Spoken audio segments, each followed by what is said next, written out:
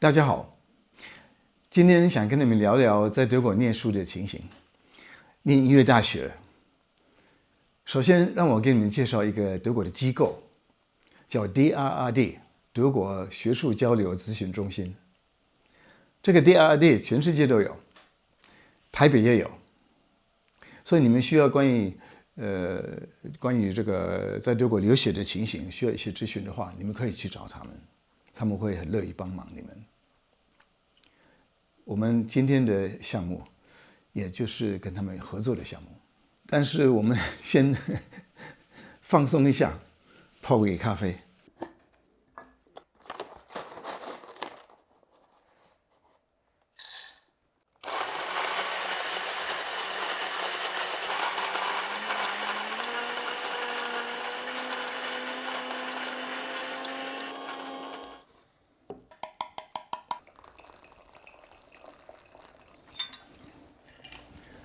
我们要到国外去念书，这个是一生很大的决定，需要考虑很多。德国虽然也不是很大，但是德国有24个音乐大学，所以你要考虑说要在哪里念。你想找一个比较大的城市，有很多的文化的活动，有乐团啊，有歌剧院啊什么的。或者是找一个比较小的地方，可能这个房子比较好找啊，而且比较安静啊，或者是靠近哪里是？因为德国在欧洲的中心，是靠近荷兰，还是靠近法国，或者是瑞士啊？这个很多种考虑。但是最重要的，你要找哪一个教授？大概你们在网络上已经看到哪一个教授对你比较适合，想办法跟他联系。最好的是前一年到德国来，参加一个暑期班，参加一个大师班，认识老师，认识同学，这样可以学到很多，学到你的乐器的程度。那个教授他可以推荐你念哪一个学校，或者是你这个水准到底够不够去念德国音乐大学，也都很难说。你还可以跟同学交换意见，你还可以知道说你的语言能力到底有多么好。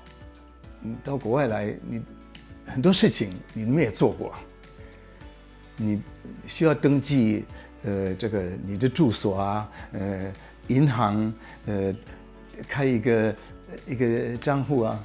登记学校啊，说不定还去找乐器啊，等等。所以语言非常的重要。我知道德文学起来很麻烦，可是很重要，因为你入学考也会需要到。所以我们现在马上就讲到入学考，因为你考试的时候，那个评委他会问你一些德文啊，尤其他看你很紧张，他想把这个整个气氛好像能弄活泼一点啊，开朗一点啊，他可能会问你说，你弹什么曲子啊？哪一个作曲家？那个曲子有多长？是哪一个朝代啊？他一方面是想知道说，你有没有了解这个曲子的背景？也想知道说你的语言能力到什么地步，他也可以联想到你对这个念书有多么认真。如果你的时间不是很足够学语言啊，那你可以先关于你要弹的曲子做一点研究，看他的这个作者的背景啊，看时代的背景，你就关于这个曲子，你就写几句下来，这样子你语言尤其关于音乐的一些词，你就可以学会，也可以多得到关于你要弹的曲子一些知识。考试的时候，你最好不要把它当作一种比赛。比赛你会很紧张，你不要说我现在是跟别人比呀，你就说我现在开一个音乐会，我的观众，我的听众是非常有水准的人，这样就好了。这样老师、评委就是你的听众，你会很乐意表现给他们看，给他们听。表现什么？你要知道你的曲子是哪一个时代，是 Baroque， 是 Classic， 是 Romantic。这些你在弹奏的时候，你一定要分得非常的清楚。不管你对这个时代有多么深刻的了解，你就是说弹的时候，我们可以分得很清楚。他现在弹的是古典派，是浪漫派，是 Baroque 那个时代，或者是现代音乐。我们要表演一个曲子，我们应该知道关于这个作曲家当时的情形。像贝多芬，他是不是写第3号交响曲之前感冒了，打2个很大的喷嚏，啾啊，然后才写下去这个他第3号交响曲。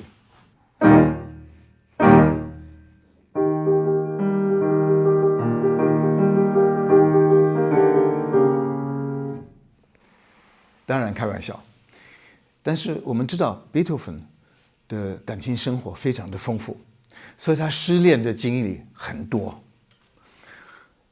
所以他那种很伤心的这个感觉一定会融入他的音乐。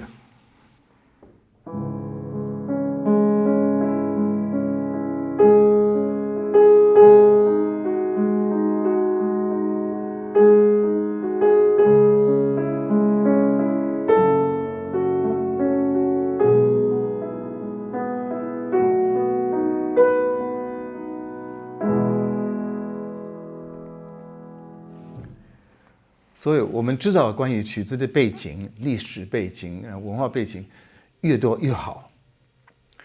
这样我们弹的时候，我们的曲子有内容、有人物、有情节、画面、色彩，讲一个故事。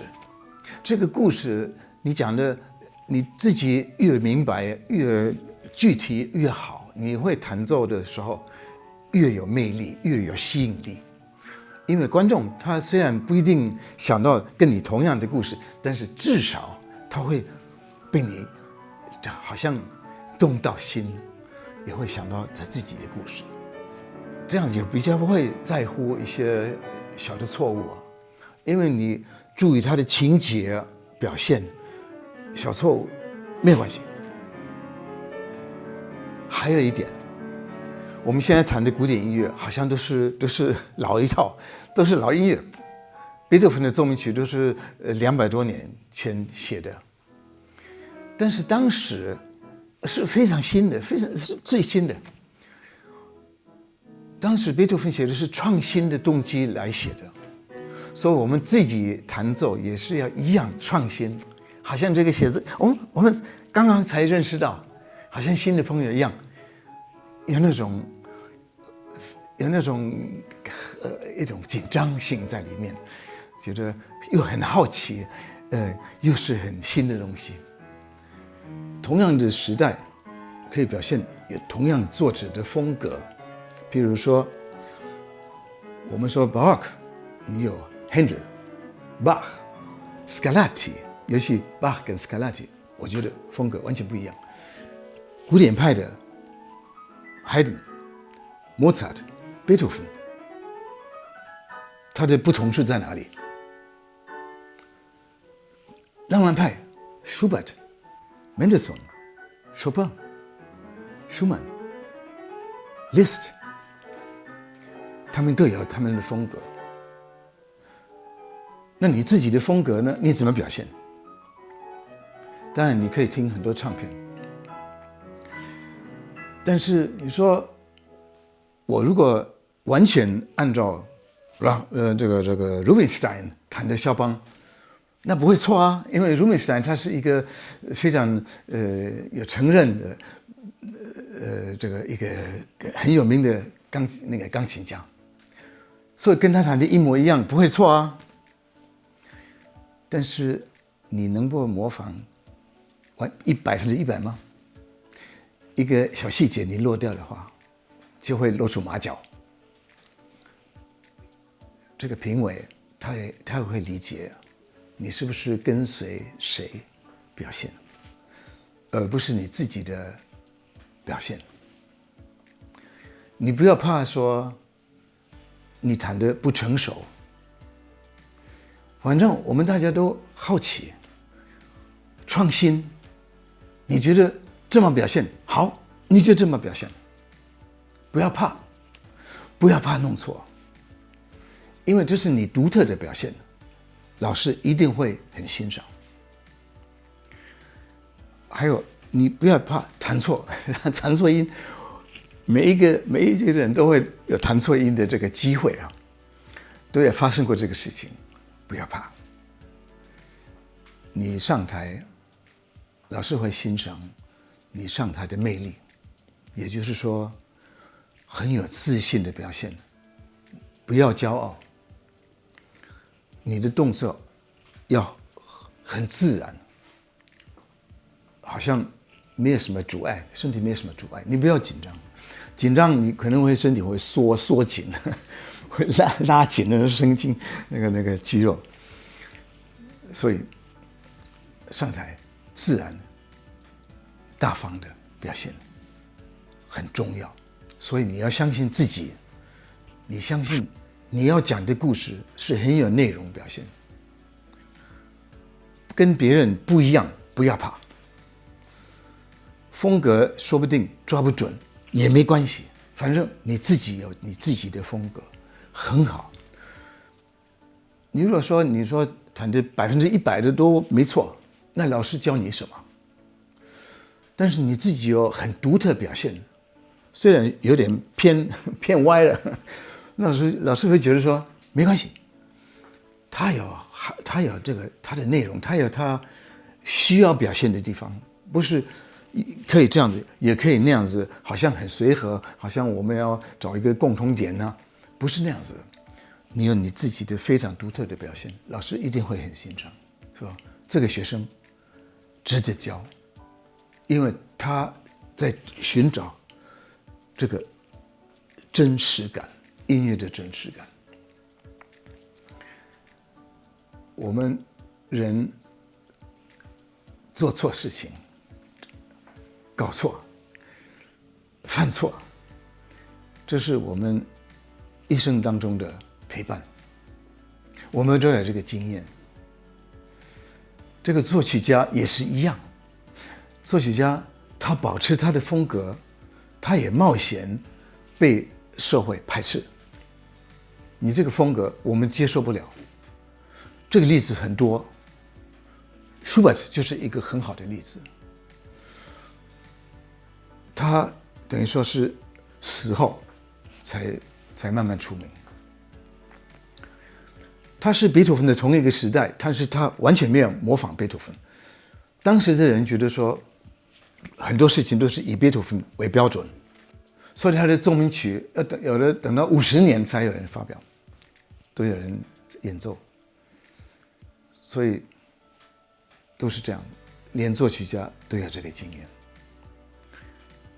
所以不要怕犯错。有一个人讲了一句 ：“If you want to live a creative life, we must lose our fear of being wrong。”我觉得这句话讲得非常的好。你们好好的表现自己，很勇敢的，有它的必要性，这样很好。你就是必须要表现，不是可以表现，必须要表现。祝你们考试顺利，说不定有一天在我们学校还是在别的地方，我们会见到面。记得考试的时候，Chopin不是肖邦，Ravel也不是拉维尔， Bach 也不是巴哈，所以发音要发清楚。等一下评委听不懂你要弹的是什么曲子。最好的在最后，最好的是什么？我前面给你们介绍的 DIAD 德国学术交流咨询中心提供很多种奖学金，有一种奖学金是特别给音乐大学的学生，它是类似一种进修的奖学金，就像你学术已经拿到了 Bachelor， 你还想修硕士 Master， 或者是你要考那个独奏家 Concert Exam， 就可以申请这个奖学金。我们下面发一个链接，你们可以申请试试看。